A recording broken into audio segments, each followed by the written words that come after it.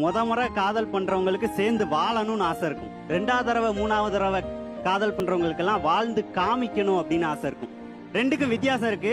இப்போ பண்ற காதல் எல்லாம் கலட்டி விட்ட பிள்ளைய கடுப்பேத்துறதுக்கு மட்டும்தான் 2வது காதல் பண்றாங்களே தவிர, அதே நேரத்துல 2வது காதல் 3வது காதல்ல நமக்கு கொஞ்சம் அறிவு அதிகமாயிடும். என்னென்ன வார்த்தைகள் சொன்னா சண்டைகளை தவிர்க்கலாம் அப்படின்ற ஒரு விஷயம் வந்துடும். சார், காதல் அப்படிங்கறதுல இன்னசென்ஸ் தான் தேவையே தவிர இன்டெலிஜென்ஸ் தேவையில்லை. தெளிவா புரிஞ்சுக்கணும். நீங்க இன்னைக்கு முதல் காதல் இன்னசென்ஸ், அந்த காதல்லாம் உங்களை கடைசி வரைக்கும் கூட்டிட்டு போகும். பங்காளி சொல்றாப்ல 10 லவ் பண்ணிருக்கிறேன் அப்படின்னு சொன்னாப்ல. இன்னைக்கு அந்த 10 காதல்லையும் அந்த அம்மா சொன்ன மாதிரி என்னோட லவ்வர் பேரை செல்லம்னு நான் சேவ் பண்ணிருக்கிறேன் அப்படின்னாங்க.